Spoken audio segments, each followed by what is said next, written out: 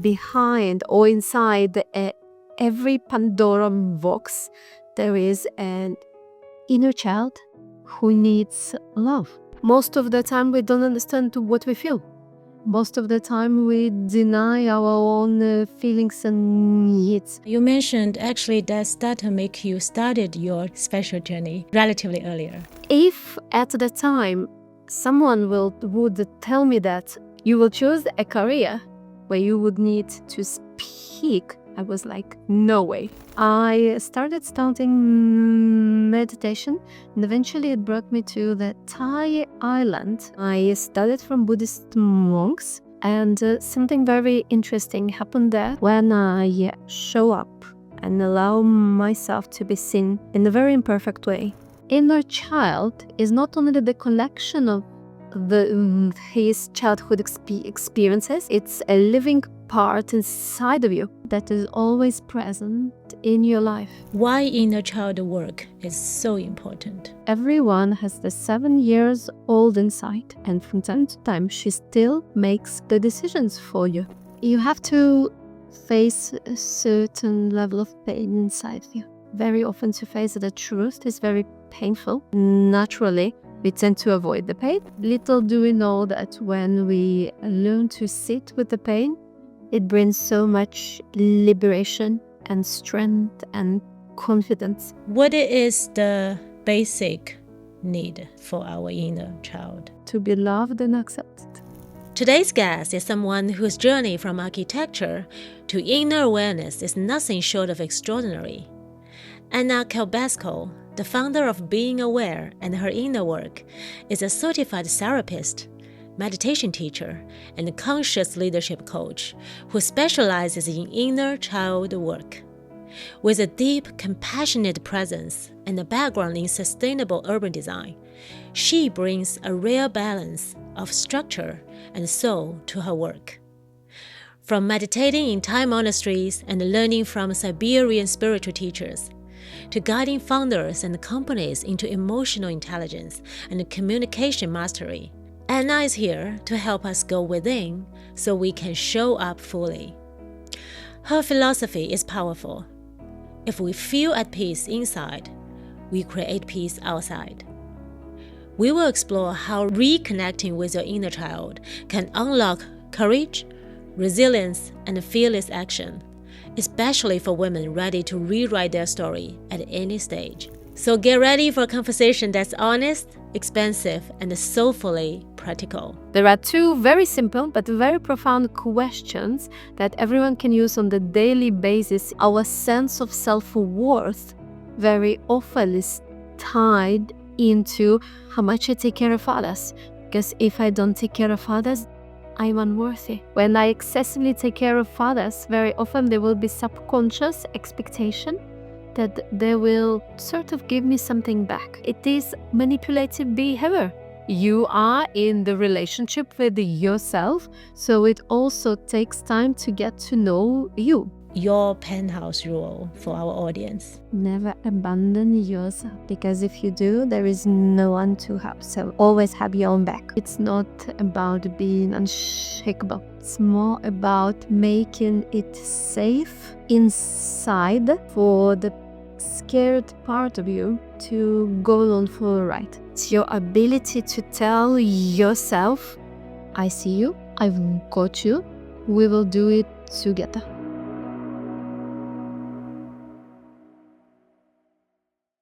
Welcome to Women in the Penthouse, the podcast that empowers women like you to live a fearless, limitless, and ageless life. Here, incredible women not only share their personal stories of transformation, but also bring their expertise and practical techniques to inspire you to embrace fearlessness, limitlessness, and ageless living. So settle in and get ready to meet women rewriting their stories, and maybe find the courage within you to do the same. Subscribe today so you never miss a story that could change your life. Together, we're building a community of unstoppable women who are true to their voice and power. So Anna, welcome to the show. Thank you so much. It's wonderful to have you here. I'm so happy to have you here. Thank you for the invitation. Thank you. Anna, you had an amazing career in architecture and urban design. Yeah, in before. the past. And you made a profound shift and pivot later in your life. Now you are a therapist, specialized in inner child work. And you are also a coach for, you call it conscious leadership. That's great. Right? A big shift. I did. And on your website, you said in the past you are building the beautiful things in the external world. Yes. But now you are building the beautiful things in the internal world, like helping people to build. It's still architecture, but you are helping people to do the internal world. I think it's really beautifully said. So I'm very excited to explore all the details of your journey. Yes, I think it's an interesting path I walked and I'm still walking it. And I think day by day it gets even more interesting. So I'm very happy to share it. But before that, I think I want to begin with something maybe deeply personal. Okay. Because I think it's very inspiring to the audience. I know you were born with a stutter.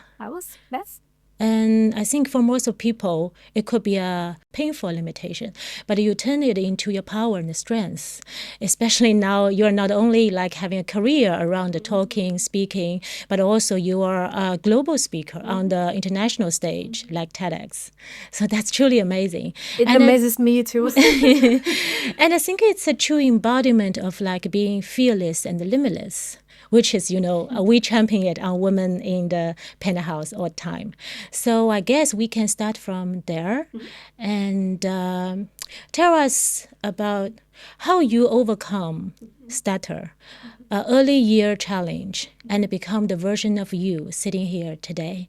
Yeah, that's a very good question. And I would say that it wasn't that much of the overcoming. It was actually building different relationship with what I had, or with the part of me who spoke in a certain way. Yeah. And my mom said that I started to speak quite late in life. So normally a child starts to speak from a year and a half to, I started speaking when I was 3. Oh, okay. And initially I didn't speak properly, but parents really didn't pay attention to that because very often kids outgrow it, but it wasn't my case. But before I went to the primary school, I wasn't really aware that there was something wrong with me, because I was in a loving and caring family and no one really drew too much attention to that. But in school, you know how the kids are. If they see you are different, they tend to show to you how different you are. And it's not in the most nice or inclusive way. So there, I really became self-conscious about it. And it actually made the stutter worse. So I had quite severe stutter when I was a child. And it was hard because I was at the same time outgoing. I wanted to talk. I like singing. I wanted to be on the stage, but I realized I actually cannot do what I like, or I feel really bad when I try to do that, because when you stutter and a lot of people stare at you, you start to sweat, like you shake, your goal is to your voice trembles. So it's not the nicest experience. And I thought, oh well, okay, maybe that's the way I was, and it wasn't very easy to accept it. But with time, I had to do it because it took so much energy to fight with it. And actually, what helped me to accept the way I was my first psychologist that I was lucky to meet when I was 14. Yeah, you mentioned actually that stutter make you started your journey, special journey, Yes. relatively earlier. Yes. And your therapist really help you. she helped me. So she didn't really help me with the stutter. So the stutter didn't go away, but definitely the level of confidence and acceptance I developed thanks to her, because it's so important for the teenager to meet someone who could really see them. So my psychologist could really saw me, could really see me and help me to see me beyond the speech impediment I had. So I think that was already an important seed into my inner world, that I am not my speech impediment, and I can learn to be with it. I can learn to live my life while having that. And if at the time someone would tell me that, Anna, one day you will choose a career where you would need to speak, I was like, No way. I would be like, no way. Yeah, It crazy. will never happen. But maybe deep inside, I could fantasize that maybe I would like that, but there is no way I could.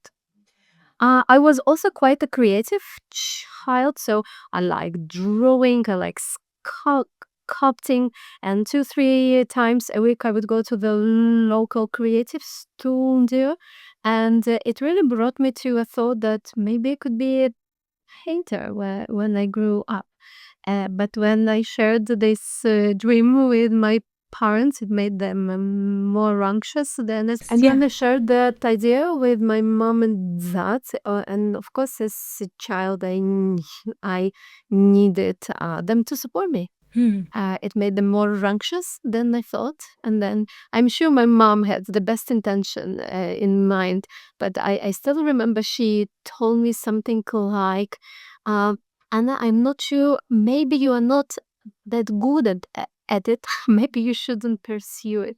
So that was mom's way to show that she cares about me, that she worries about me, but it really added to one of the childhood beliefs I had to work on, that I'm not good enough to go after something I like.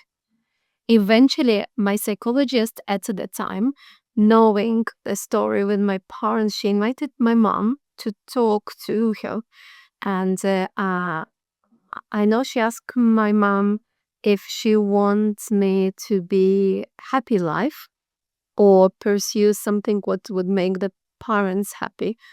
But it might not be necessarily my path. And I know she made my mom cry. Later on, I know this story, but since then something shifted and my parents softened.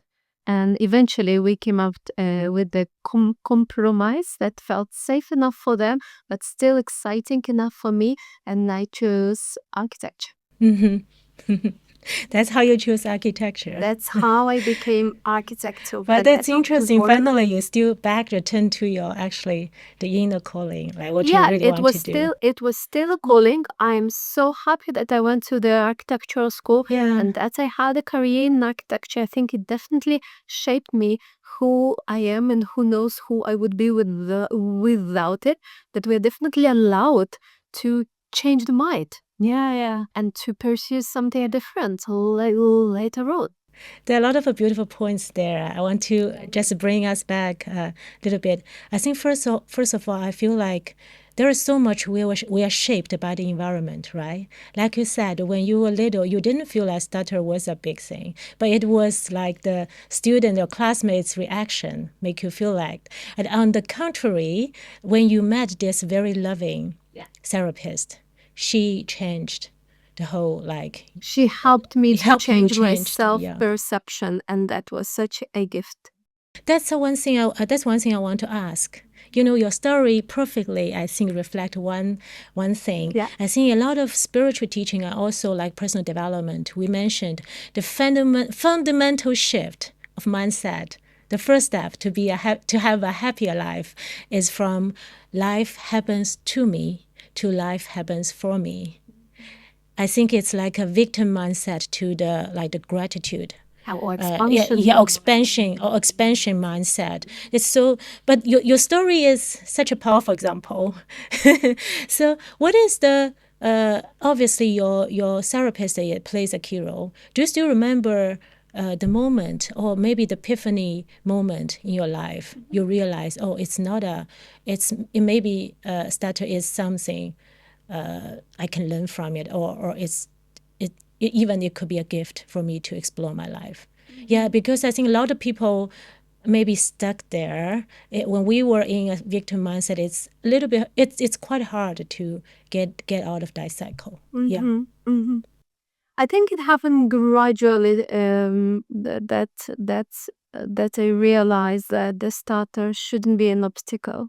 Yes, it's something that I happen to have, but it shouldn't define what I'm allowed to dream about and what I should pursue in life.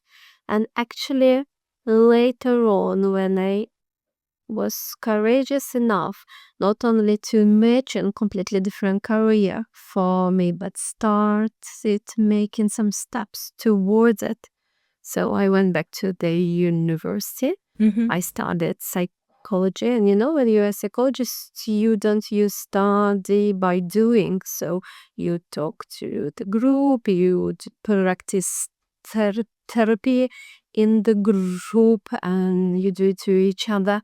And I don't remember when exactly, but someone in the group told me that it's so interesting that my stutter helped them to focus more on what I am saying. So it actually it helps them to focus their attention and bring it back to the body, bring it back to the present moment. So it wasn't actually an obstacle. It was something that helped the other to bring more attention to the present moment. And I was like, wow, I never thought about it.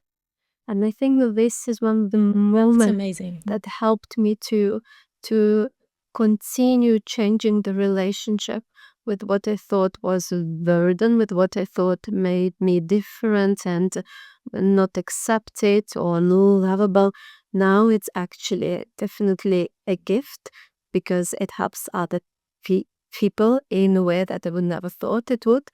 But also, and it's one of my spiritual teachers who said that to me, that when I show up and allow myself to be seen in a very imperfect way, because if I would have different imperfections, I could hide them. But if I chose to speak as my job, my imperfection immediately tend to be very visible. And when people see that I still dare to speak because I do believe I have something to say, it's a sort of unspoken permission for them to do the same. It's like going through the storm, right? Just embrace the storm and going through the storm. And maybe the storm, it's not really a storm, but a very breeze of a fresh air that you need and other people can so need as well. Yes, especially in leadership, especially in female leadership.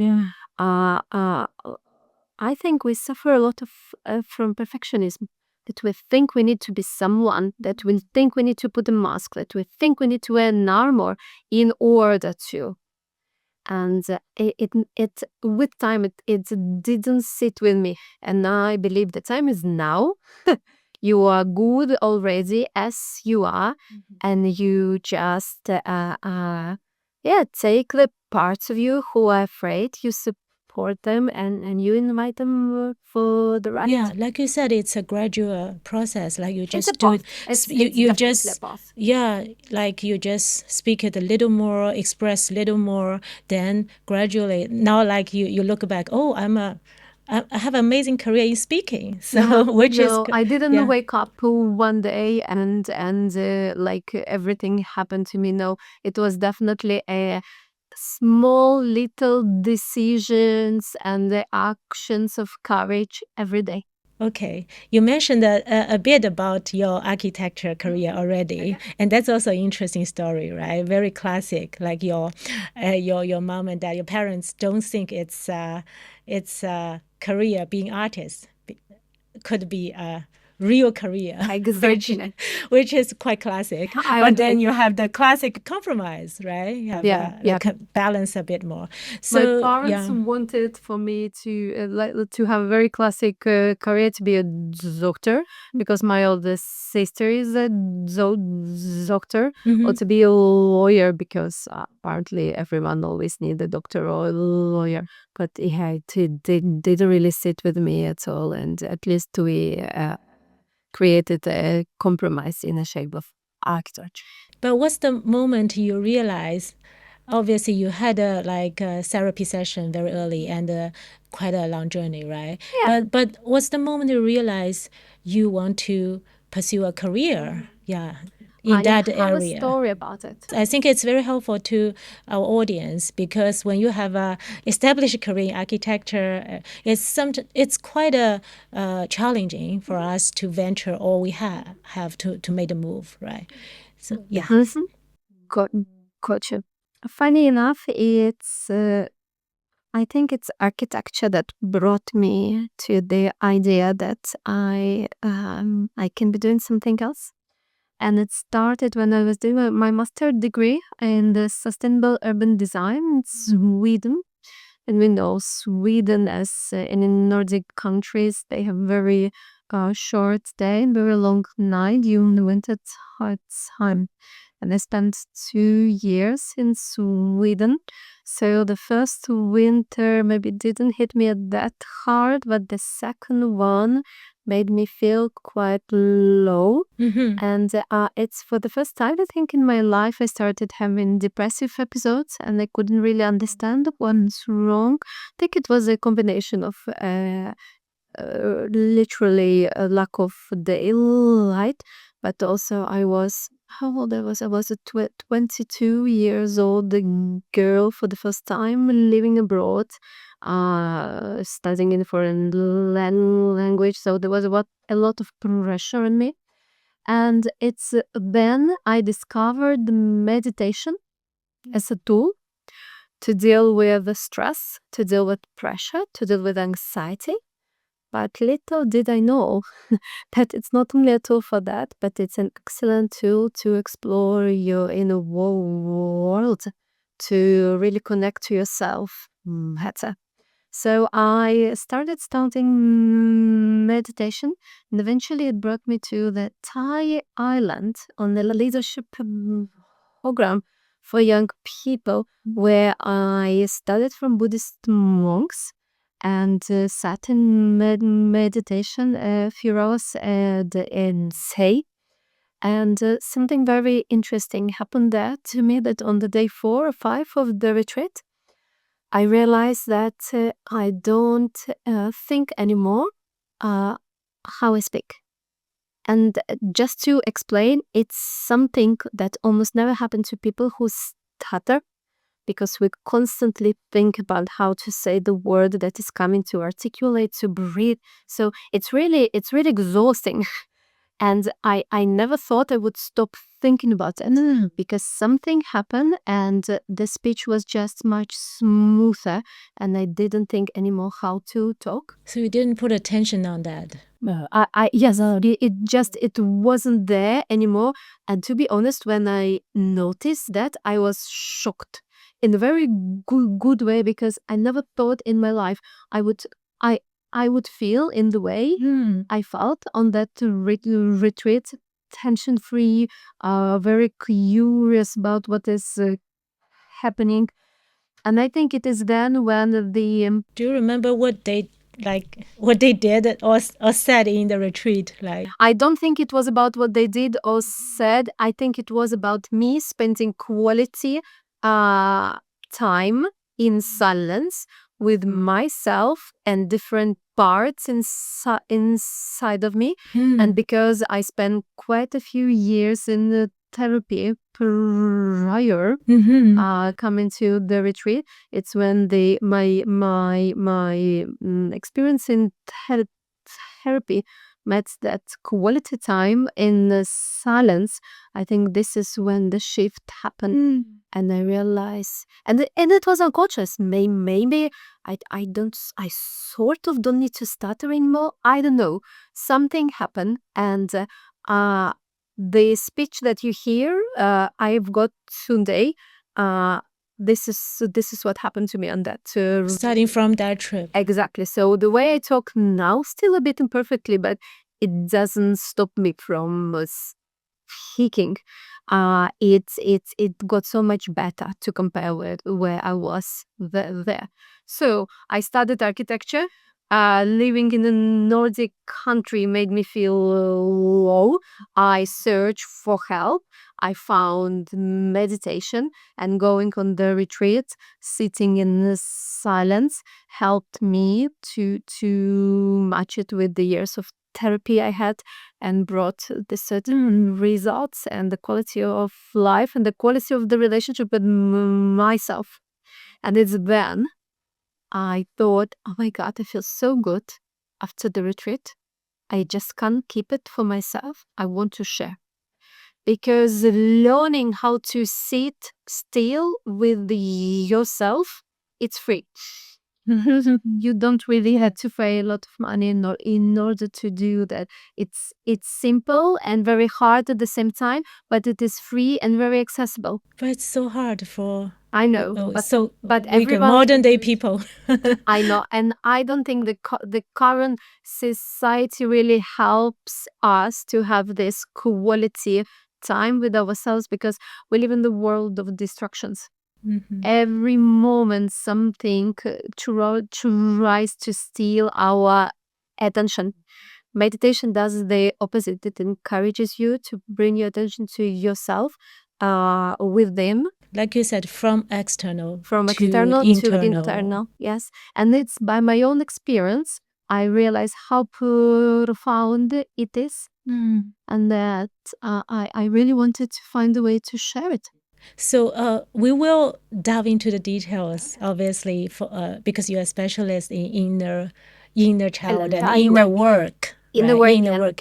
But I want to ask now one question.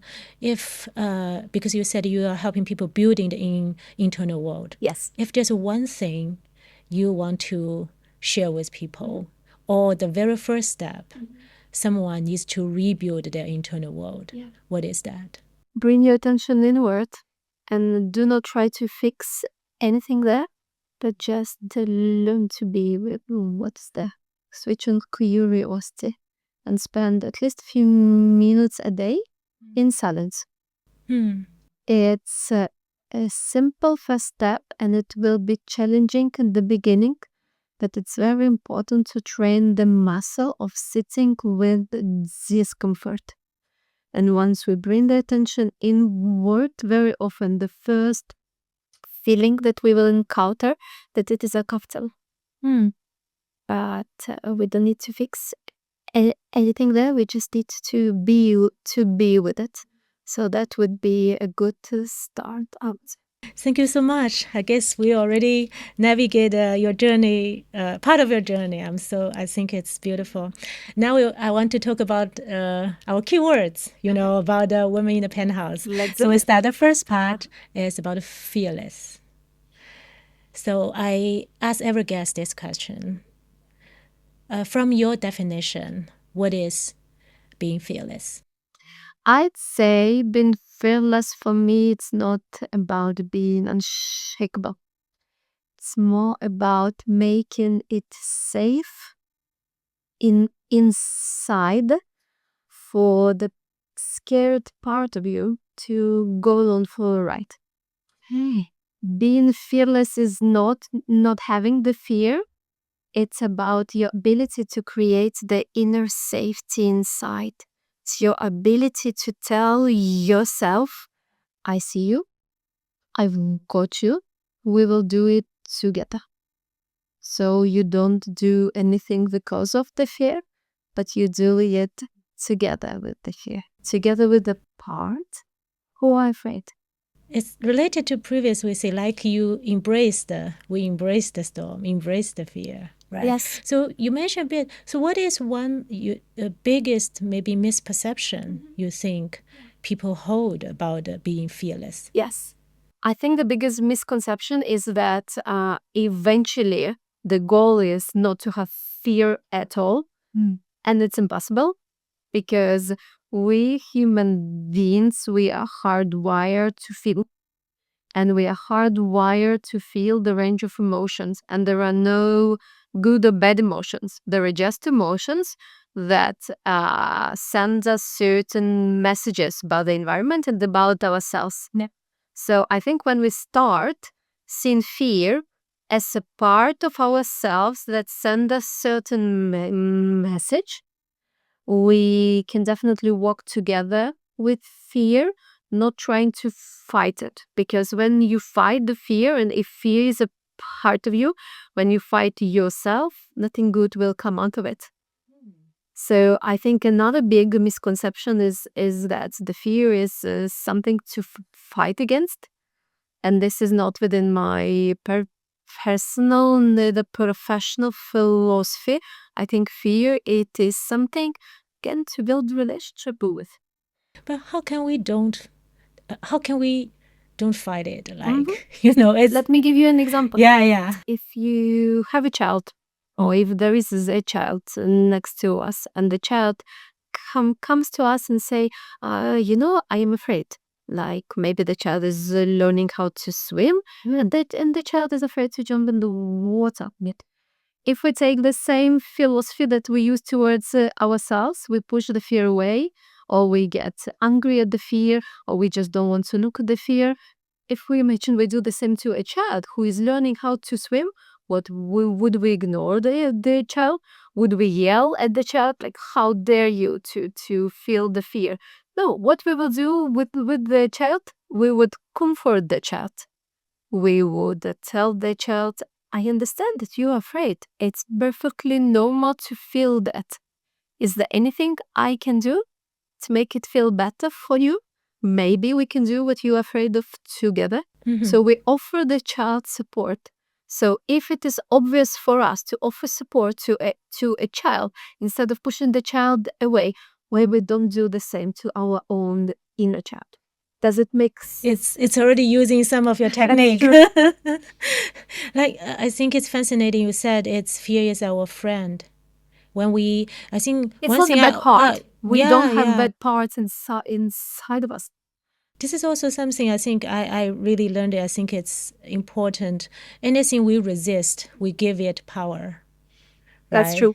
Like we mentioned Stutter, take Stutter again. If you resist, if you always putting attention on this, it just expanded. Exactly. But the things when we took back our resistance and allow it, so it's naturally.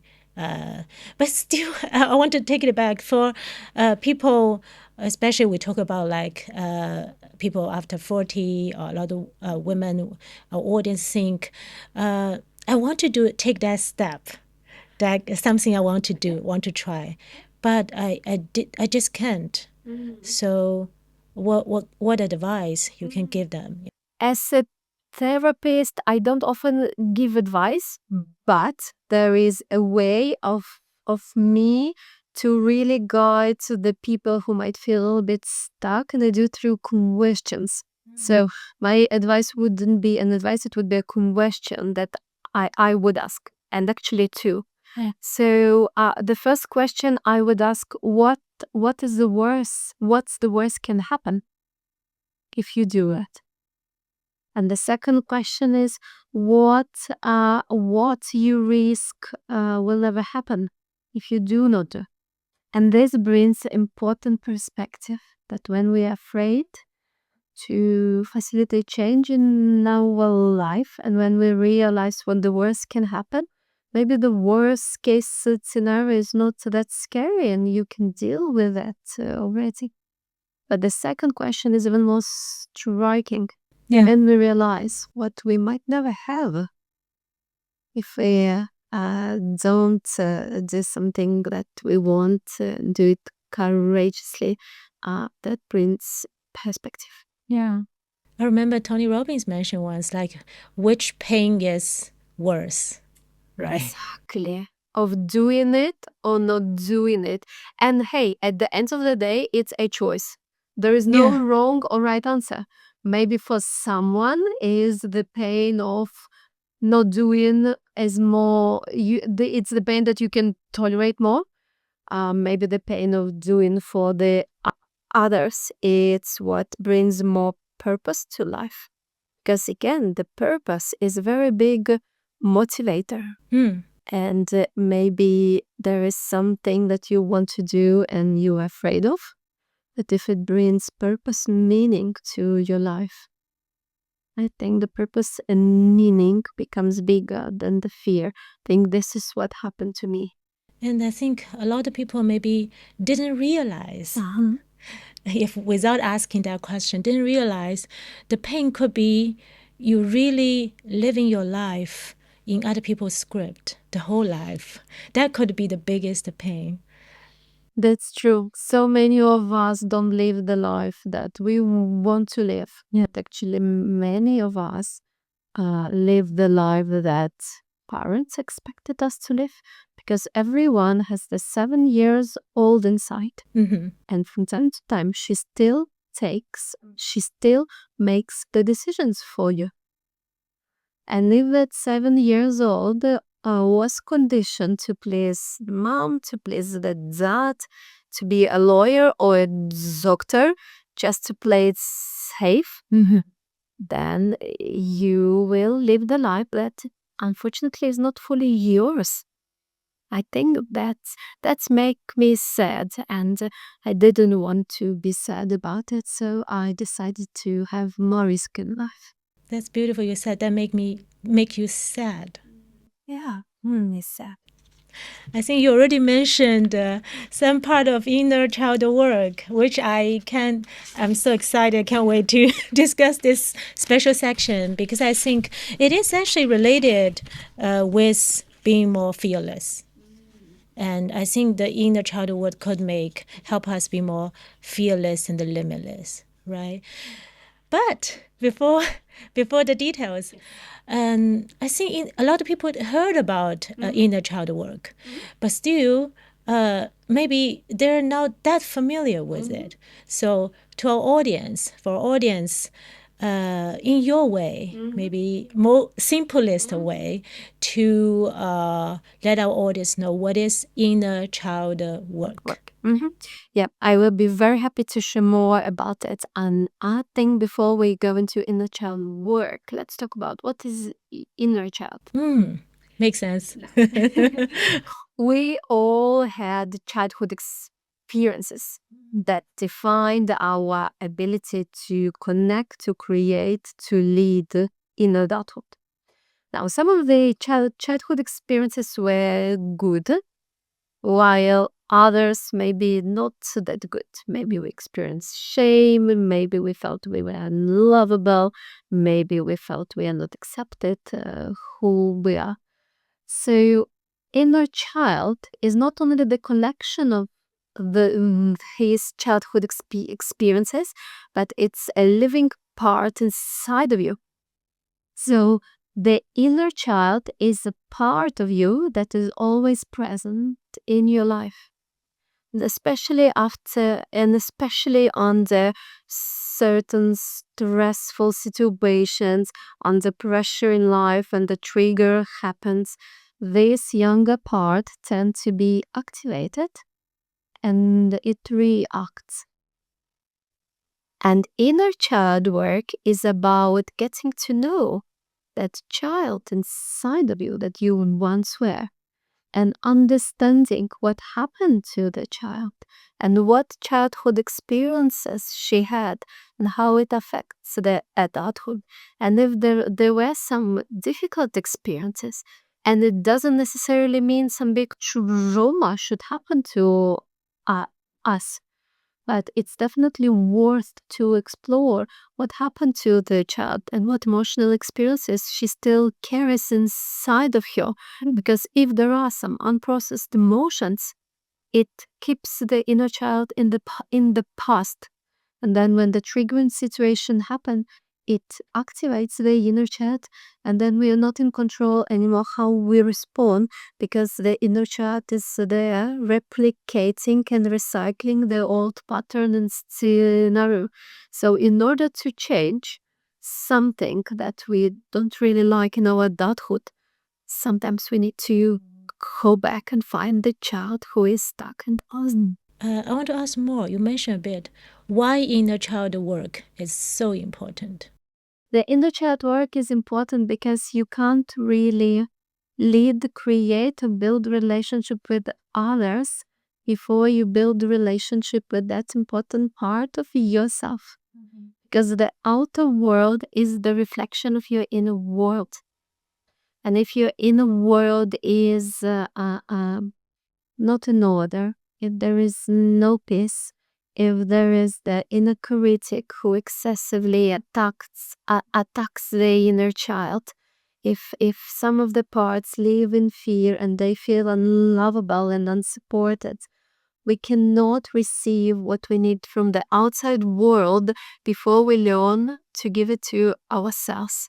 So the inner child work here, super important, because it allows us to reparent ourselves, to finally become an inner parent to our inner child who never have. And this is the only sustainable way I know to build relationship in the outer world, to lead with courage, with compassion, to have a courage to create something. The only sustainable way I know is through the inner world. You mentioned the external world is a reflection of the internal world. Yeah, because it is through the lens of the inner world we perceive the outer world. Because what happens to us often is neutral. What happens to us often is very neutral, but it's the color that we give to it that defines our perception of the inner world. Now the color can be black if we feel dark inside, or the color can be yellow, because this is how we shape our perception of it. Yeah, it's interesting. I think we literally living in completely different world individually, right? Yes, everyone has its own subjective world, and how do you expect to succeed in life and feel good in life if you don't take care of your own subjective bubble? Yeah, even like in the same room, like for example now, like your internal world are projecting the world you see. Yeah, interesting. And I did find this interesting when I'm doing the research about inner child work. Then I check YouTube. There are a few like TEDx talk appeared, and they're actually, I find interesting saying there are actually more than I thought. Obviously, a lot of speakers like talking about this subject. But interestingly, there are much lower view compared to other topic, like just confidence, building success. Yeah. So then I'm thinking, oh, this is interesting thing, right? Feel like people are still either not familiar or even subconsciously maybe a little resistant about inner child work. And also I see a lot of comments, a word always pop up is it's such a deep work. This is So yeah. So what do you see like the misperception, or from your experience working with the clients? Yeah. What are people's misperception or maybe resistance of doing this work? I think first of all it's fear. Yeah. Oh, back to our our section. People are afraid to go deep because our mind is afraid of uncertainty. When people don't know what they will have to face inside, and very often inner child work is you have to face a certain level of pain inside you. Because when the negative experiences happen to us as a child, they tend to lay low, they tend to be hidden, So in a way, when we do in the work, we are on the exploration of what really happened. So we need to find out what really happened. And to transform and heal that, we need to see the truth. And very often to face the truth is very painful. And naturally, we tend to avoid the pain and we tend to seek pleasure. Little do we know that when we learn to sit with the pain, it brings so much liberation and strength and confidence. But people are afraid to sit with the pain. People are afraid to open very, very often, because I work with visualizations, and very often my clients describe what they visualize. They're in a world, and we often use a metaphor of Pandora box. So people perceive that when they start exploring the inner world, it feels like they're opening the Pandora box, that it's something scary, unbearable, and they will not be able to cope with it.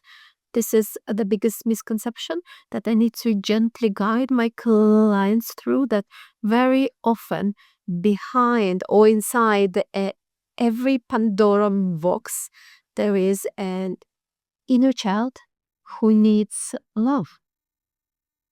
So, should we be afraid of the child who needs our attention and love, or should we spend the time to actually look for the child and help the child no matter what? Because if we have the inner child, it will so much improve our quality of life. It's so profound. Like ultimately, we are afraid of ourselves. Yeah, we are the deeper afraid. fear. Yes, we are afraid of uncertainty, and when the mind faces uncertainty, it catastrophizes it. Then, if it is uncertain, it creates the worst case scenario, that I will meet something unbearable and my world would collapse. Everything And this is not expanded. true. Yeah. Exactly. Yeah, And this yeah. is not true. What we think is not what we are, and we shouldn't believe every thought we think. Yeah, yeah. Can you give us an example, like for certain behavior, it's actually our 7-year-old self is not happy. Exactly. And I really like talking about how inner child work really relates to leadership, because I feel inner child work is actually leadership training.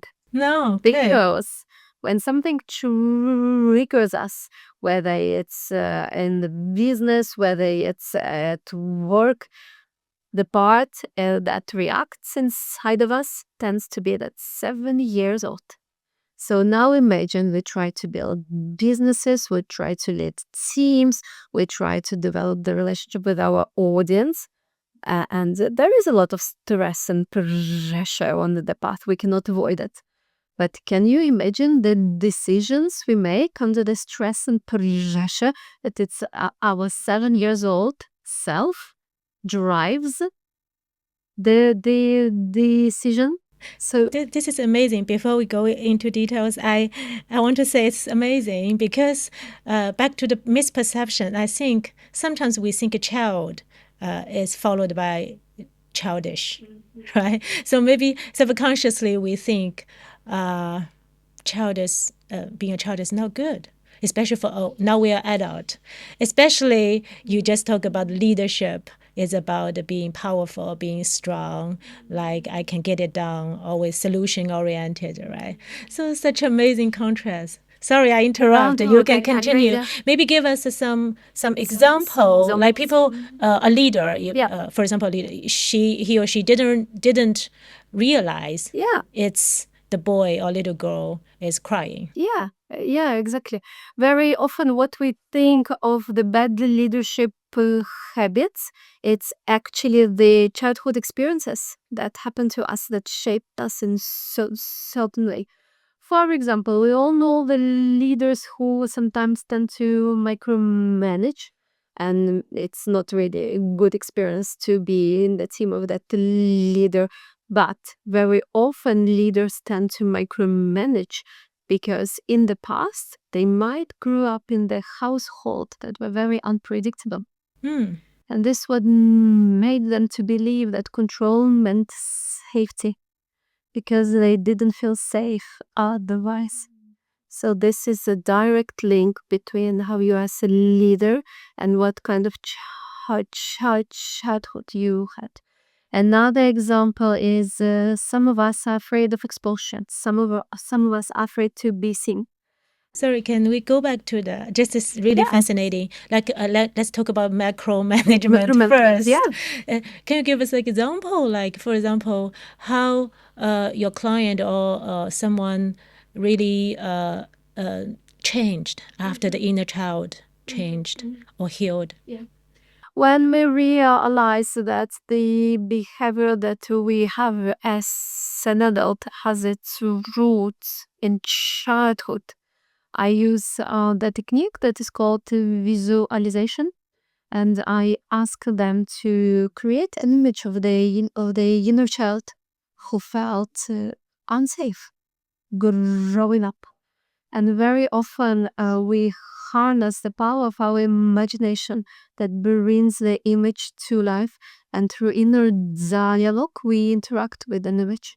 Now, we don't try to fix the inner child right away. We need to understand what happened back then, what the child experienced there.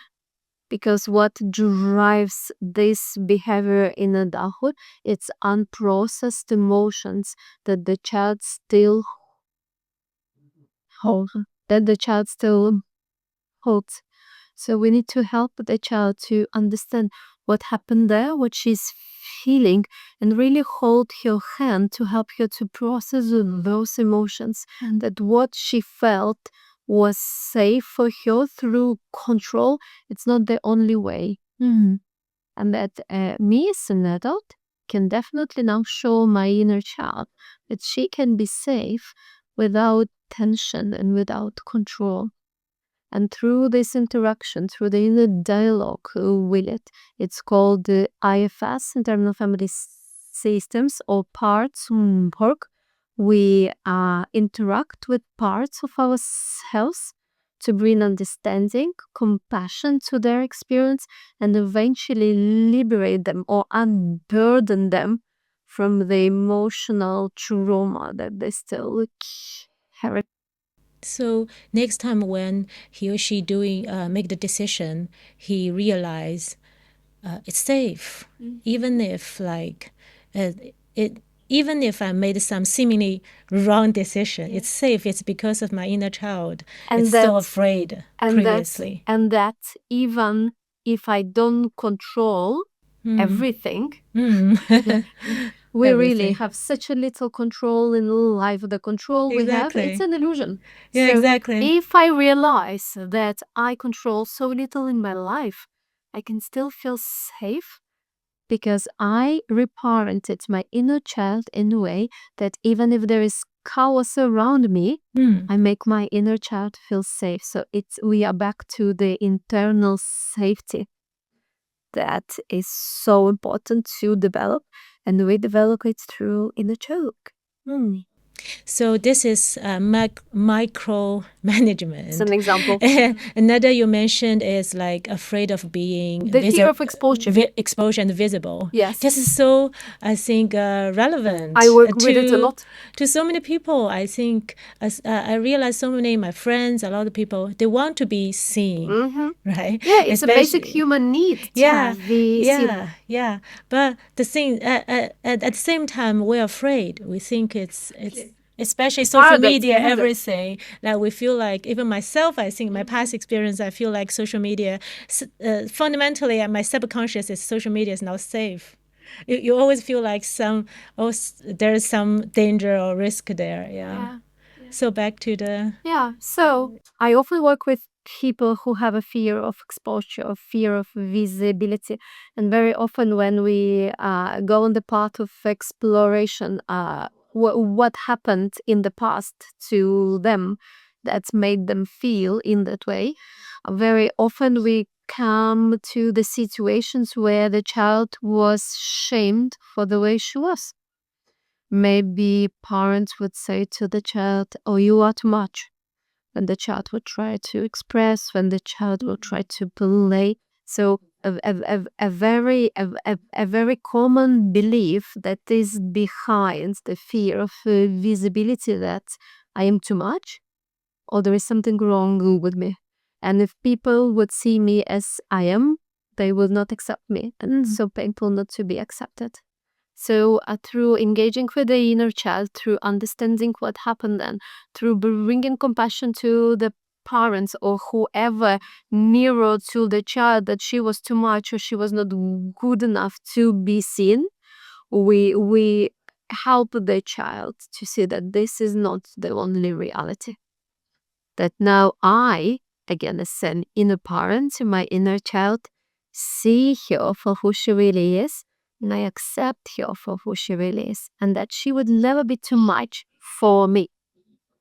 And when I get engaged in that certain inner dialogue that brings me a certain emotional state, it again becomes safe to express myself freely without expecting that other people should accept me. Sometimes people would not accept me, and that would be okay.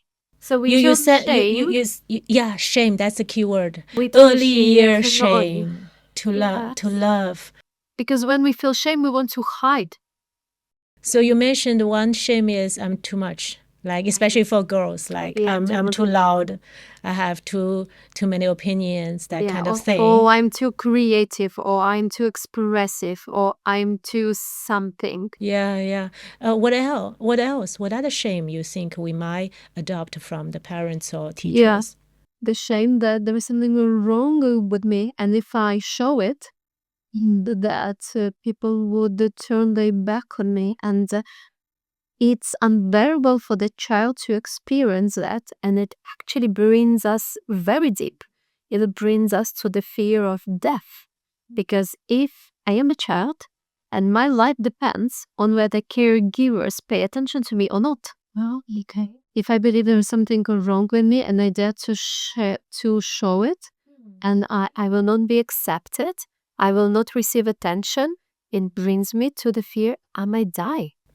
So the psyche of the child is very protective. It would never allow the child to be in the tension of the fear of death. Therefore, the child becomes adaptive, and the how the adaptation look, we tend to hide the true parts of ourselves, so we don't express them anymore. So it's like a survival mode, right? It is survival indeed. Yeah. Like we, if we want to survive, we need to hide ourselves. Exactly. But interestingly, our basic need is to be seen. So I think this created so much tension and like struggle, conflict. Especially a lot of talents, both young talents or maybe at a later stage of life. I think, for example, they want to be a speaker, want to be an actor, want to be seen by more people. But at the same time, because of, like you mentioned, this early year shame, which we didn't realize maybe. We just think, oh, why? I want to be on the stage, but I just couldn't. Yes. Then there are a lot of conflict in it. It turned out to be anxiety. That needs to be explored because you were not born with it. The very powerful thing that I often share with my clients, that you were not born with all the conditioning you have.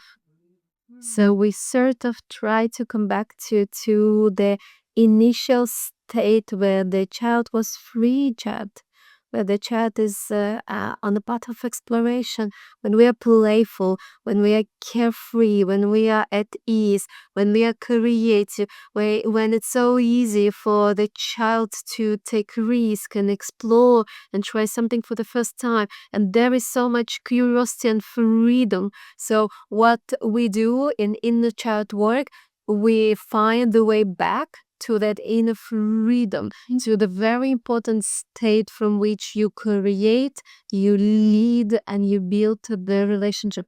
It's everything but not childish. See, we come back to the very important state which is related to the child, but it's not childish at all. It's essential. essential. It's so important, significant. And you also mentioned once, I think, a micromanagement, afraid of being seen, and over responsibility. Yes, yeah. For women especially.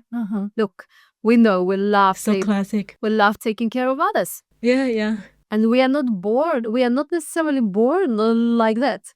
We are conditioned by the family we grew up in, by the society we are part of, that when the child is put in a role when she needs to take care of how the mom feel, or when she has too much adult responsibilities because the parents fail to kind of take care of the life, this is when the child burdens herself that she is the one who needs to carry the weight of responsibilities, and it doesn't go away when we reach the adulthood.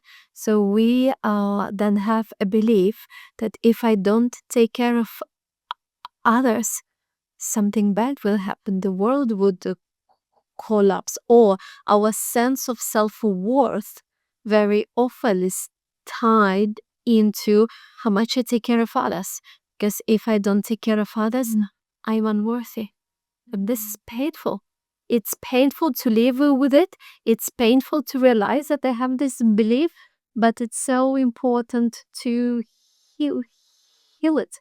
And very often I say we are not responsible for what happened to us, because the child is there in the environment that is supposed to take care of her, but we are responsible for what we do with it. We are not responsible for what happened to us, but we are responsible for healing it. Yeah. So, for example, a couple like the wife take care of a lot of house chores, everything. So she's not happy. She think it's not all my responsibility or my job, right? Yes. Is that because her inner child is not happy? It's because her inner child can be conditioned that if I don't take care of others, I will not receive love. If I don't take care of others, I'm unworthy.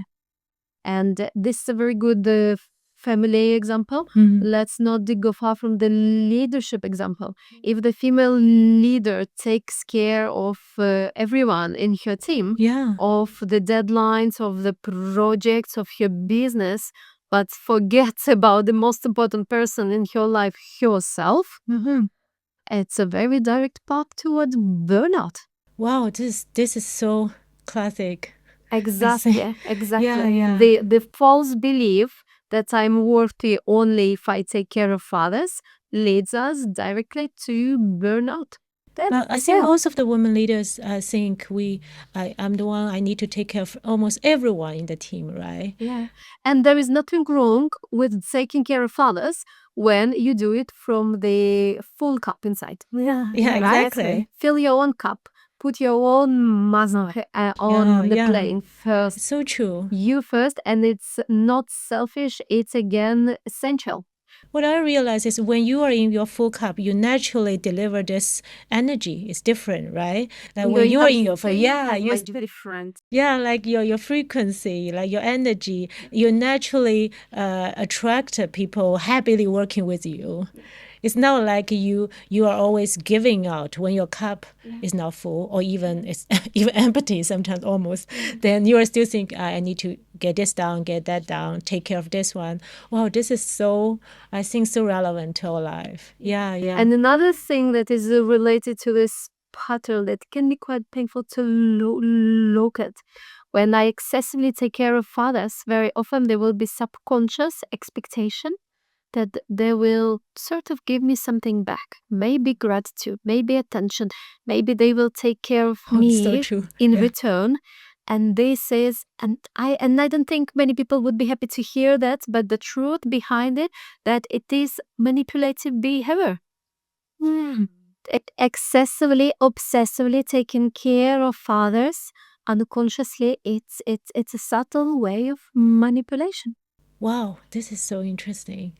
And a lot of time people don't give it back. Then you started subconscious create those kind of resentment. Resentment because you try your best to take care of others, and they are ungrateful, they are this, they are that. Exactly. The at the end, what you are left with, it's with a lot of resentment and still an empty cup.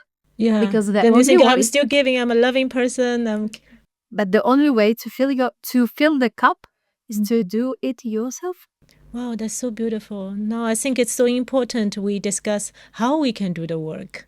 Yes. And why we need to do that. How and why. I think how, back to you mentioned the 3A. Yes, it's a technique that I often share in order to start doing parts work in the child work on your own. What 3A's techniques stand for? The first A is acknowledge. The second A is allow. The third A is act or act with compassion. Okay. Acknowledge, allow, act. And it's an exercise that allow you to meet the most vulnerable parts of yourself, to meet the most vulnerable parts of you, but not with the intention to fix, but with the intention to understand what they are trying to tell me. So, when the trigger happens or when I feel some uncomfortable emotion, the first step I do is I acknowledge. Acknowledge. Something is happening. I'm feeling something in my body. Now, we know that when I feel emotion, I don't feel it in the head, I actually feel it in the body. So, acknowledging where in the body I feel that emotion. It can come in a sense of sensation, maybe tingling, maybe tension, maybe it's hot or cold. So, something is happening, it is there. We acknowledge it. Then we move to the step 2, allow. We allow it to be. So nothing to fix, but everything to give presence and safety to. And we can tell to the part of us that is reacting, I allow you to be. Everything is okay. I see you, and I allow you to be and to feel it's okay. And I'm sure the inner state of everyone will change already on this step 2. And then we remember that every emotion we feel gives us some information. So when the part is reacting, very often it needs something from us. So the step 3, act. I am asking that part, is there anything I can do for you to make you feel better? And then we go into inner dialogue and we listen to the reactive part, what it needs, because very often we react because one of our needs was not fulfilled. And by doing acknowledgement, I allow this emotion to be, and I want to understand what I can do for you to fulfill your need. This is already deep inner work.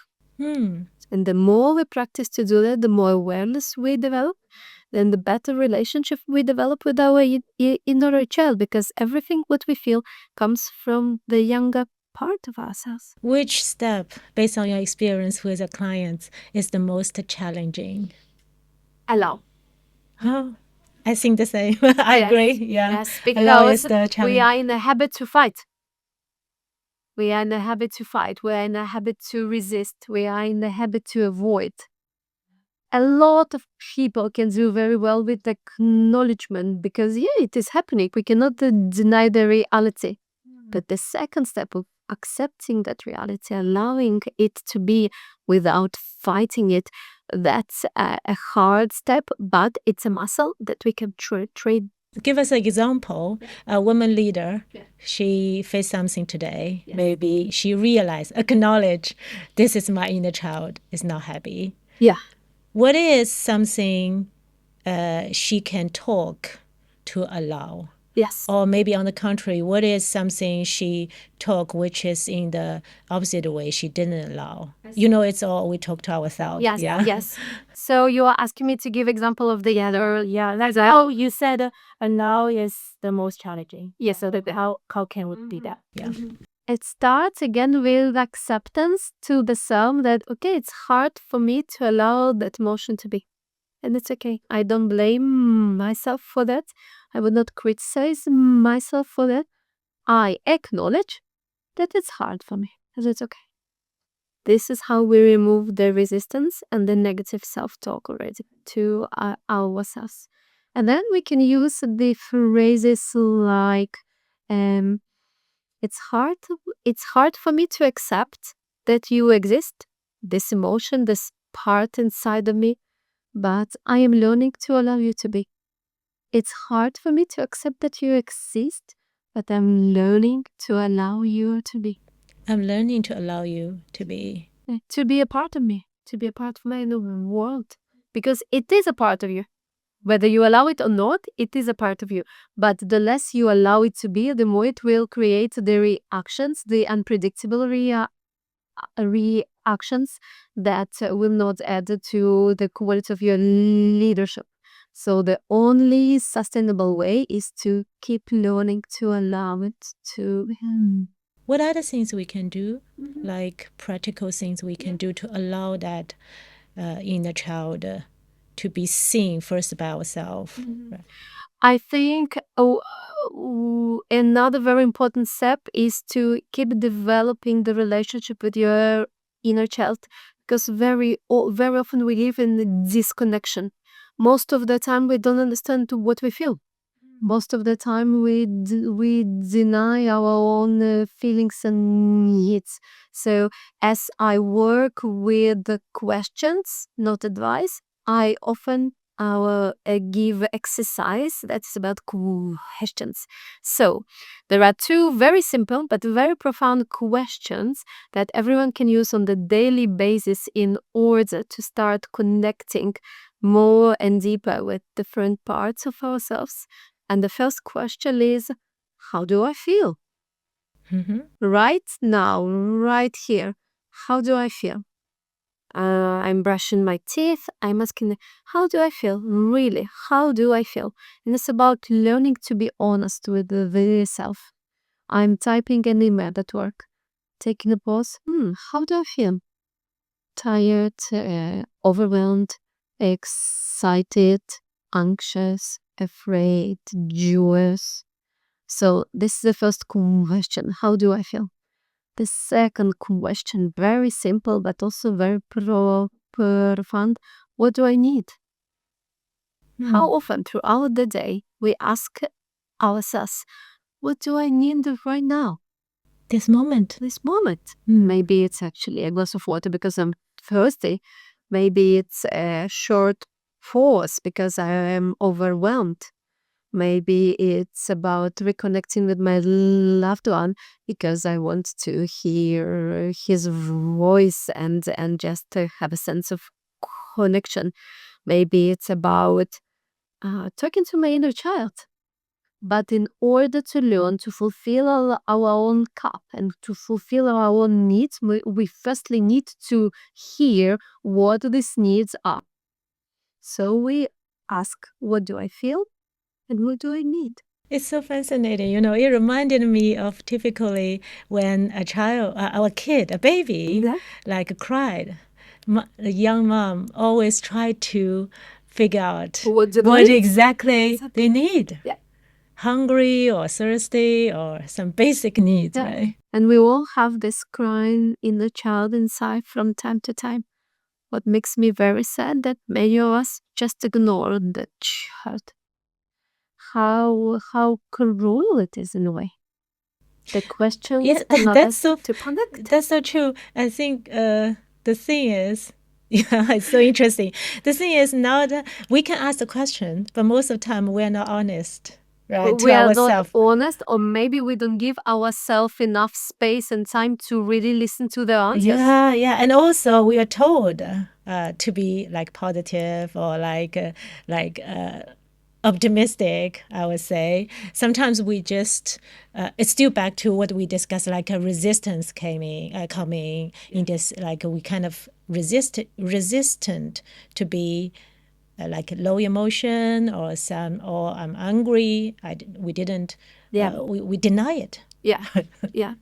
I think excessive optimism, or we often talk about toxic positivity. It's a way to avoid the negative emotions, but they do exist, and they do facilitate our inner work. And through getting to know our negative emotions, we become whole, because there is so much information our parts can share with us, and they feel down or insecure or something happen. We cannot deny it, we cannot avoid it, and live a good life, because otherwise the life will be only like half. But we want to live whole. We want to experience whole range of emotions. So inner work comes here to the ability to sit with difficult emotions inside. This is what we call resilience, because resilience is not the absence of hard stuff that we need to deal with. Resilience is about being able to facing the truth and being able to sit with it even when it's hard. Don't abandon yourself. Yes, this is actually one of my mottos in life. That I did nothing to work on me. It's always a path, but one belief that I keep, one affirmation that I keep nurturing and reinforcing is that I never abandon myself, because if I do, there is no one there to help. So to wrap up a bit, if we want to see the essence of this inner child work, Yes. can you fill in this sentence for me? Okay. Our inner child wants to. To be seen. Okay, that's simple. To be Our seen. inner child wants to be seen and understood. What is the basic need, fundamental need for our inner child? To be loved and accepted. Everything what we do in life, everything what we do not do in life is for being seen and accepted. But it will never work fully if we try to receive it from the outside world before we did the inner work. And you also mentioned a few times a word safe. Is that also the inner child, very important to me? I would say that inner child work is about your ability to create safe environment inside of you for your inner child to feel seen, loved, and Yeah. We talk about a lot of safe part. We didn't, or wounded in a child. I think there's another part like play, right? of Play course, for this is joy. also an essential part of inner child. In the inner child work theory, we talk about two types of inner child. There is adaptive inner child and free inner child. Okay. And with inner child work, we try to see, understand, and help to heal the adaptive inner child. So it will drop all the conditioning, all the burdens she carries, to become free inner child, because we were all born free. This is a natural state. We don't need to go far to get it. It's not something you get, it's something you rediscover inside of you. And it really inspires creativity. Absolutely. How this play related to like leadership? You also work with like business or corporate, like how play can really spark a lot of creativity. Let me ask you a question. Okay. Which leader you would like to work with or collaborate with? The one who is playful, the one who makes the work fun and joyous and light, or the one who is rigid, anxious, micromanaging, stressed? Of course, the answer would be obvious. We all prefer the leader who make the work fun. And this would be the leader who is in touch with your inner child, who is not afraid to express herself, and who believes that work can be fun, life can be fun, and that we all take life a little bit too seriously, and we all can breathe a bit more the free inner child.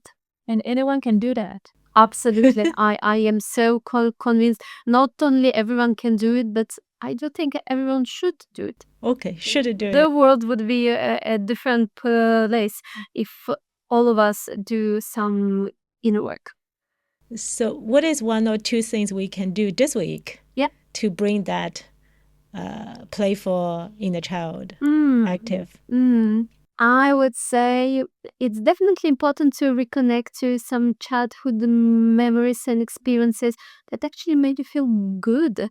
Because yes, I work a lot with childhood trauma, but at the same time, there are so many good things that I'm sure happened to many of us. So remembering what activities, what playful, joyful, silly activities made us feel good in the past, maybe this week you can do it.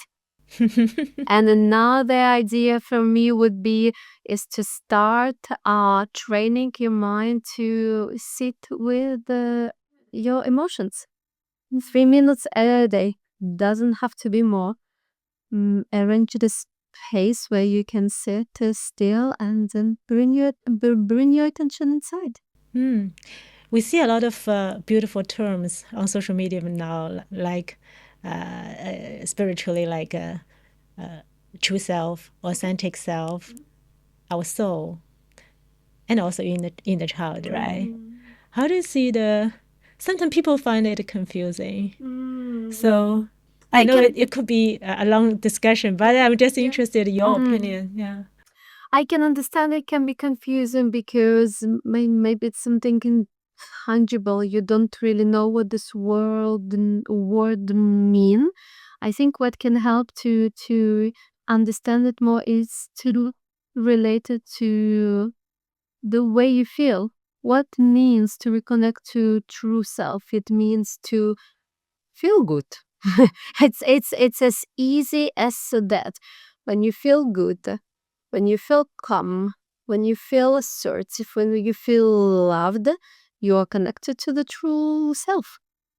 When you feel worried, when you feel afraid, when you feel shame, when you feel guilt, you are not connected to the true self. So another part is in play who is asking for your attention. One thing I also want to say that very often social media put pressure on us that, oh, you have to be connected to your true self all the time. It's like you have to feel good, you have to do that. So I don't see in the work putting more pressure on you. Life is not about feeling good all the time. Life about finding your own meaning and purpose. Yeah, and we don't have to feel good all the time. That creates a lot of ease in life, that maybe one day I don't feel good, and that's okay because sun is not always on the sky. Sometimes we have rain, sometimes we have storm. Why we allow the nature to be different? Why we don't allow ourselves good days and bad days? But the bad days shouldn't be painful when you are connected to your inner child and when you comfort and support them. All comes down to quality relationship with the self. And also the keyword allow everything happen. Acknowledge, Back to my question. Here's the answer from ChatGPT. Like he told me the needs for from inner child is be safe, and the need for soul is to expand. I think it's also interesting, right? And you can expand only when you feel safe. Yeah, Exactly. That's what's the following the answer. It's like when you heal your inner child, only when you feel safe. Like every time we say uncomfortable zone, right? We need to step out of our comfortable zone. It's now when I link this everything together, I feel like, oh, when we heal our inner child, we feel safe. Then both our body and our mind, this person can be comfortable enough to step into the uncomfortable zone. Right? Exactly, and take risk and explore and pivot the career or pursue something what I wanted a long time ago. We can do it only when we feel safe inside.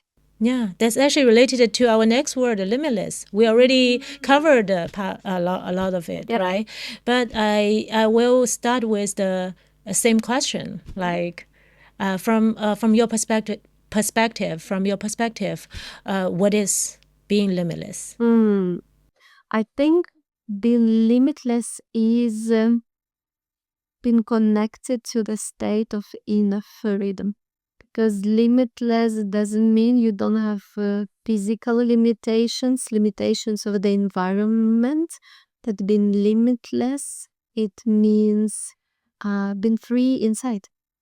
Very often we don't do something, or we struggle with obstacles, not always in the outside world, but in the inside world more, when I am limited by my own beliefs.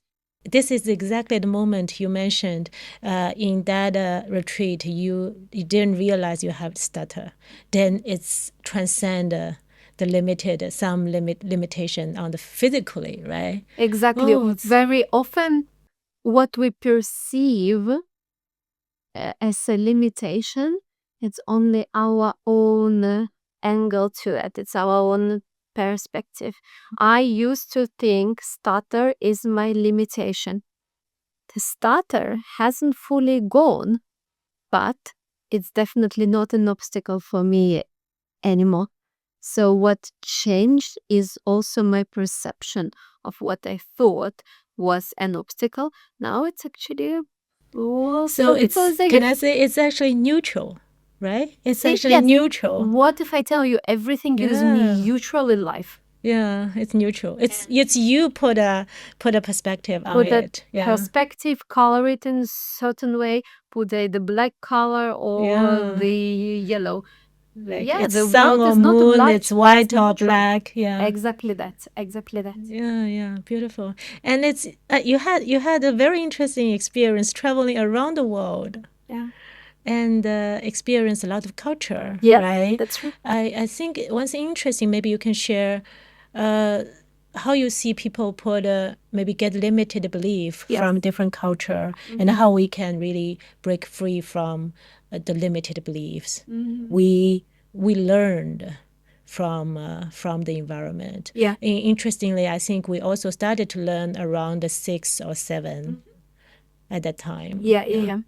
I will try to use my own example because I come from the post-Soviet Union country, and I think we have a lot of cultural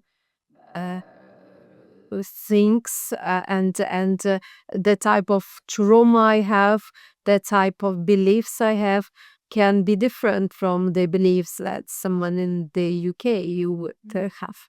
So I think one of my cultural limited belief was that I need to be quiet, or that it's dangerous to be seen, that it is dangerous to show up, that it is dangerous to seek exposure, because in the history of USSR, people who were too proactive or who had too much that's than they were supposed to have in the communism country, these people were prosecuted, so it wasn't safe to be seen, and I had to do a lot of work in order to show to my inner child that the environment that she grew up in, and she did her best for us to survive there, where to be hidden, where not to stand out meant to be safe, that it doesn't have to be the case anymore. So this is one of the more cultural belief, I think, that I had to overcome. Yeah, I think it's all it's fascinating. It's all related. Like you said, afraid of being seen, right? And also like we said, it's the victim mindset, like because we think a lot of things are limited us.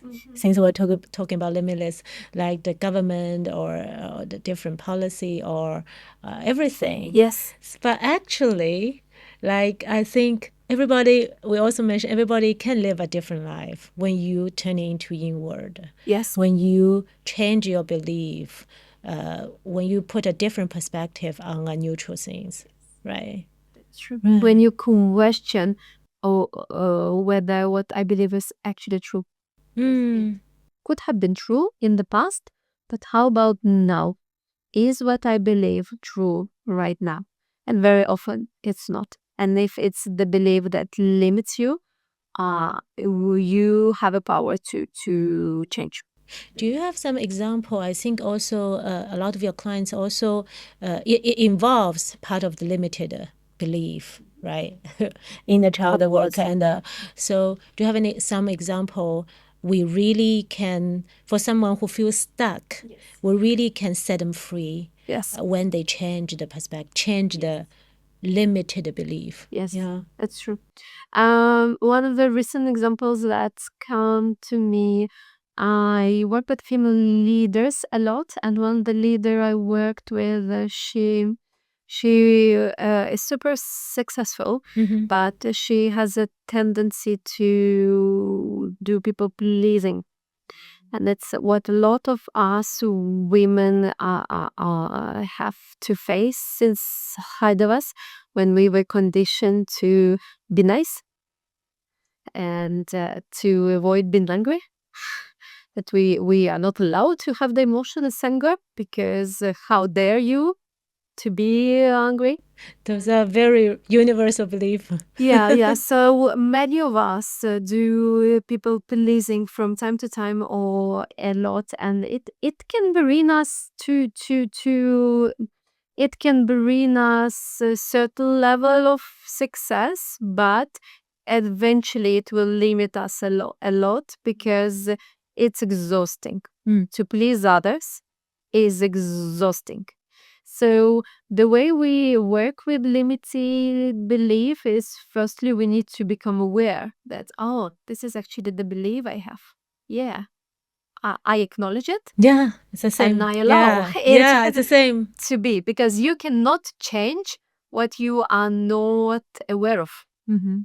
So a half of my job comes from becoming aware what kind of beliefs I have. Then we look for the root cause of that belief. Yeah. What was the original situation? Yeah, very often in childhood. What happened to the girl who started to believe that the only way to survive or the only way to be loved is to please others? We find that little girl, we help her to be seen and understood.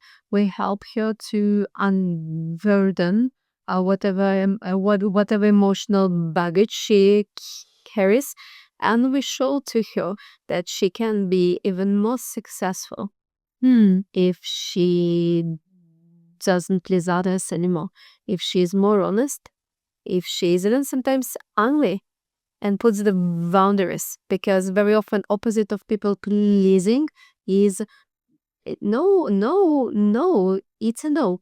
It's a boundary. No, I don't want to do that. No, I don't have time for that. I understand your concern, but I cannot change because I don't think it's a good idea. And then once we realize that the opposite of people pleasing is the boundaries, then we come up with different small practices where the female leader can exercise the new belief. It is safe for me to put the boundaries. That's how the work is done. Yeah. And you mentioned you did a lot of work about the removing. I will use the word unlearn. Okay. I really like the word Me too. unlearn and relearn new beliefs. So so what are the practical, back to the practical tool we can do? Yeah. by ourselves, like to gradually acknowledge, allow Yes.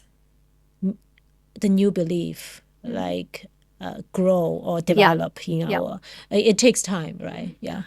What I would say, it's not enough just to realize, oh, I have the belief that is not working for me, and now I choose a new belief for me.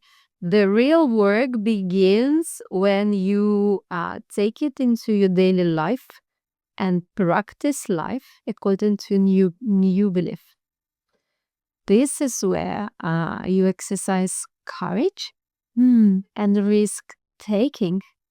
Because when you start practicing new belief, sometimes the environment might not support your new belief and maybe reinforce the old one. But if you feel safe inside of you, you can support your inner child while she practices new belief. Eventually, you will start living in the reality that helps you to reinforce the new belief. But practice is the key. The inner work doesn't happen only in the therapy room. The real inner work continues in between.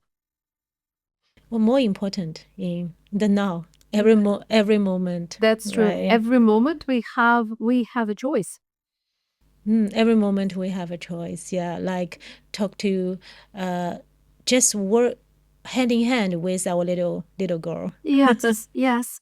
And we can remind her that she is safe to practice and to live according to the new belief. And if something happened in the external world, that you are there to have her back. That It's beautiful.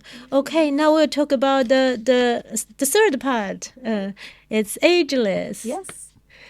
What do you think about age? I think I like more and more how I feel inside of me as I get older. Yes, maybe my skin changes. Yes, I have a lot of gray hair actually. But the older I am, the more I like the way I feel.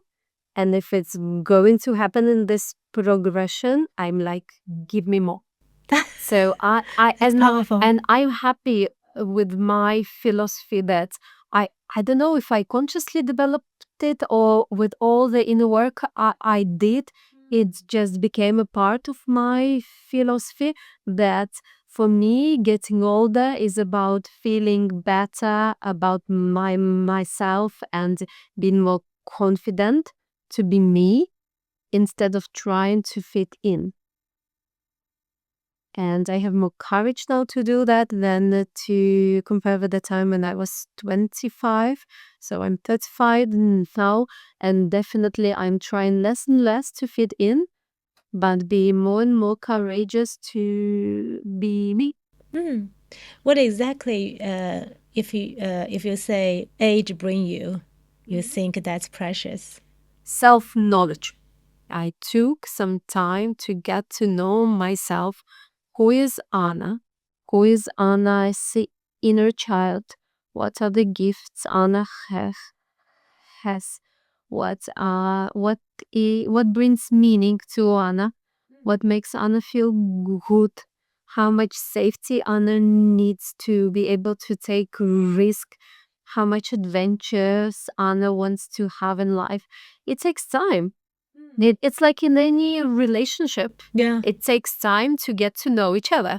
You are in the relationship with yourself, so it also takes time to get to know you. So what age brought to me, it's definitely the time to get to know myself. That's brilliant. I think I once had this discussion with my friend. Yeah. She said it's like collecting data, right? That's the best, I think, age brought us. I think the same. Like you have more and more life case, real case, Yes. which is the best and the most precious. The real case, whether it's career, relationship, or self growth, then I always share with my coaching client and also friend, like it's all about what you learn from this case. because we always say if you didn't learn from it, universe will give you the same one. So I said back to what we said. I said age is if you accumulated all your experience learning from them, the older you get, it's really like life is much easier. Yes. Not like I think a lot of people, if we have limited belief, we said, oh, we're aging, right? So much worry, but you also have more knowledge and wisdom. You can really like navigate different situation. Yeah. And you are right. Sometimes life gets easier with the age.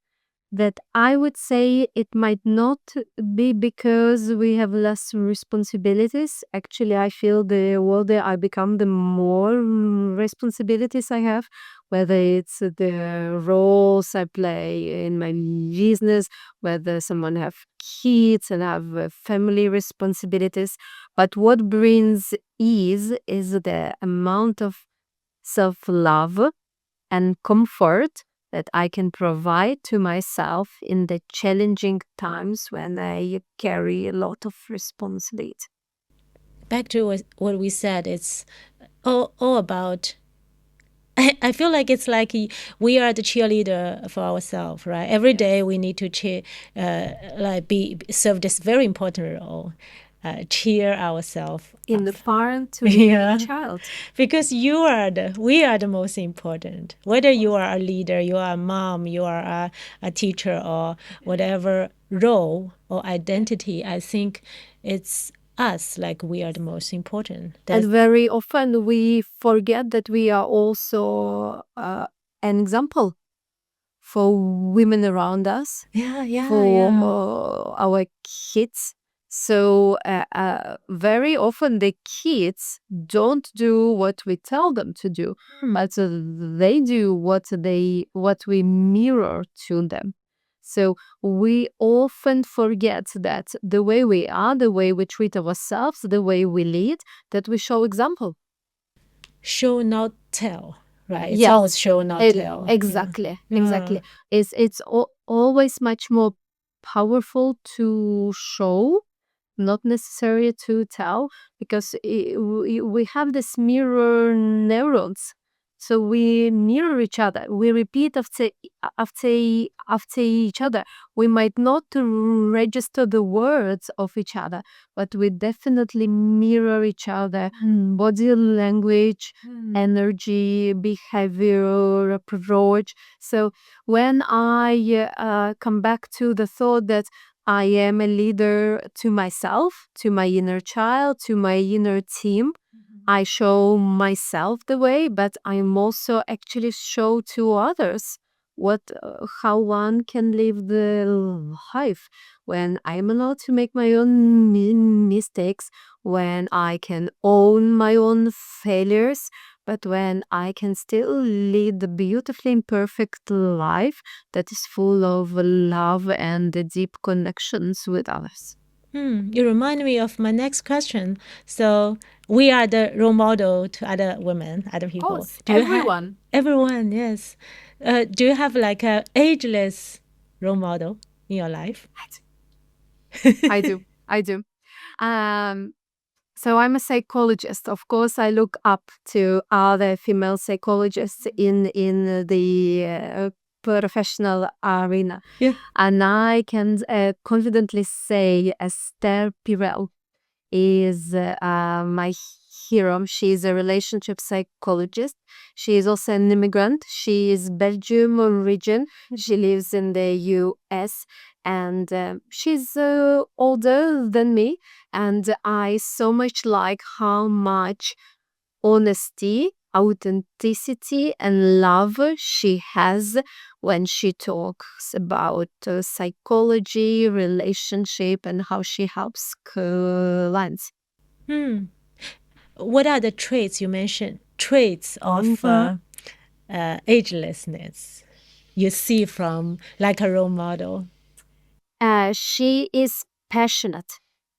She That's has a spark in her eyes. I think it comes from when you love what you do. This makes you ageless. That's so true. When you love what you do, when you talk with passion in your heart, that makes you so alive that other people feel it. Honesty. I think the older we become, the more we realize that what is there in life if I'm not honest with myself, with other people. So, Esther Pirel is my role model. She communicates with a lot of honesty, but care at the same time. She's very honest, but caring. She's not honest and brutal. She might communicate some very unpleasant truth, Yeah. but she will do it with the love. I hope I have it as well. But I consciously want to develop even more the same trait because this is how you can help people. But you always need to do it with love. I completely agree. Like you mentioned eyes. I always think as long as your eyes are not aging, when I say not aging, it's like you have the passion. Yes. Even you are 80, 90. I see a lot of people, Yes. you can see from their eyes. It's Yeah. so, the energy and the passion is so contagious. To me, I think that's ageless. I completely agree with you. When there is a sparkle in your eyes, for me, it's a sign that you live the life that is aligned to your purpose and your meaning, Yeah. and that you like the life, you want to experience the And the life, curiosity, the right? Yeah. curiosity towards it. Yes, I really love being around people like that because also environment it affects you. They say you are one of 5 people around you. So sometimes it's very often to do the inner work, but also there is a something about thinking who you surround yourself with and in what environment you live, the environment that helps you to expand, the environment that mirrors to you how passionate you can be about the life, or you live in an environment that makes you small and dull. And then you can also remember that there is a choice which environment I want to be part of. If there's one thing you can talk to our audience who feel stuck about age, because of age, one advice you would say? I would come back to the 2 questions that I shared with you before. Or if you're afraid to change, what the worst would happen if you do, and what you risk will never happen if you do not. So don't miss your life. That's really right. Yeah, it's true. And that it's never too late to change, and it's so beautiful to feel alive in life, that it's never too late to feel alive. That's powerful. It's never too late to feel alive, right? Yes. It is. I want to cite the classic example is Grandma Moses, right? She started painting at 80 and she won the Young Woman Artist Award 88. Wow. And she had a solo exhibition 100, I think. And that's really incredible, I think, classic example. Okay, let's go to the ending part. So first, let's take the time machine to 10 years later. If you are writing a letter, or you're a psychologist, I know you do all the all the similar. There's a projective technique. Like if you are writing a letter to yourself, 10 years later, what are 3 things you want to achieve? I'm debating inside of me between thinking what I want to achieve, or how do I want to feel, or who do I want to be. Because very often for me, it's not enough to want to achieve something. It's more about how do I want to feel when I achieve that. Again, the external and internal. Yeah, yes, that's true. Yes, exactly. So let me try to cover both Thank you. aspects. That's great. So I would like to be able to help more people. So I think I would like to have certain impact in order to feel that that the gifts I have, I feel I am responsible to use them, and that it makes me feel so good to be able to help others, and I would like to continue helping more people in many ways. Sometimes I think about writing a book, so I would love to be courageous enough to see my book being published in 10 years. And I would definitely read it. thank you, thank you.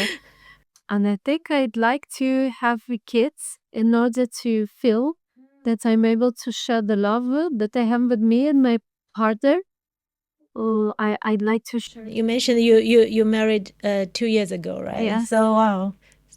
But this will be, if you have a kid, it will be the first time. Yes. Okay. Yes. And I think it can be a beautiful experience that a woman can have. Doesn't have to, but I would like to have that experience of having kids, and it will be great if I have them, and maybe a few 10 years later, because I think kids can teach you so much about how to love. It can be as hard or as easy, and I'd like to pass my love and how beautiful the life can be to the future. Yeah. You'd say. It's like a real parenting. It's not like we did mention. Go back to the inner kid. We are trying to reparenting ourselves, right? It's like you have been through all the reparenting work. Now we can do the real parenting, and you're so true. I love connecting with all the babies, especially like in London. I think I would recommend it to anyone. I think if you want to change your mood, or raise your so-called frequency, I think the easiest way is with the interact with baby, and you just get so much like fun and the love from their eyes, their smile. Yeah, I think I every time I connect with baby, especially in the morning, like on the street or on the bus, I feel like it's really a moment you cherish and yeah. Okay, so the next question is, if you're writing a letter, or go back to your 20-year self, what are the three pieces of advice you will give to her? Gosh. When I was 20, it wasn't the easiest time of my life. Therefore, I would say to my younger self that she's got it. She has everything to go through the hard experiences she had at that time. That she's not alone, and that she's got so much to offer to the world that she shouldn't hide, but she should share. She can be more courageous to start sharing her gifts with the world, and that being different, it doesn't mean that anything is wrong with you. Being different, it's being unique and having the unique gifts and abilities, and that can be a superpower. So I think this is what I would This share. is so beautiful. What is one childhood dream you want to pursue now? Oh, this is a hard one because I have to say I didn't hold back for the last 5 years, and I fulfilled a lot of dreams I had, Like? including traveling in Asia for almost a year, giving TEDx talk, Yeah, that's and a brilliant becoming one. Yeah. a psychologist and doing the job that would require constant talking. living in a foreign country, I always dreamt of that. So I don't even know how to answer that. You can give us the answer next time when you are back. That's So final question. Thank you so much, and I think we had such a wonderful conversation. And so for Women in the Penthouse, we want to redefine the penthouse life. Okay. So at the end, I ask every guest to leave one penthouse rule, because we think penthouse is like a mindset. Yes. When you have your peaceful, beautiful mind, your life is elevated. Yes. It's a penthouse life. So only one. Your penthouse rule for our audience. Never abandon yourself. Never abandon yourself. Because if you do, there is no one to help. So always have your own back. That's so powerful. Thank you so much, my love. Thanks so much. Hey, lovely listeners, my dear women in the penthouse. Let's take a quick moment together. Pause for a second and ask yourself, what is one thing your inner child still needs to hear from you today? Maybe it's a word of kindness, reassurance, or forgiveness, something your younger self longed to hear but never did. If something came up for you, drop a comment below or send us a message in the Women in the Penthouse community. Remember, you're not alone. Your story could be the spark that inspires another woman to take her next brave step. If these stories resonate with you, please give us a like and subscribe to this channel. Your support doesn't just boost our podcast, it amplifies the voice of incredible women. Thank you for joining us on this incredible conversation with Anna. Her journey and insights remind us how powerful it is to reconnect with your inner child and embrace courage and self-compassion. So this week, try speaking kindly to your inner child and share with us. Sometimes it's the smallest steps that lead to the biggest changes. We would love to hear your stories. Leave us a comment in the Women in the Penthouse community on Instagram, TikTok, or YouTube. Until next time, keep rising, keep rewriting, and keep owning your penthouse life.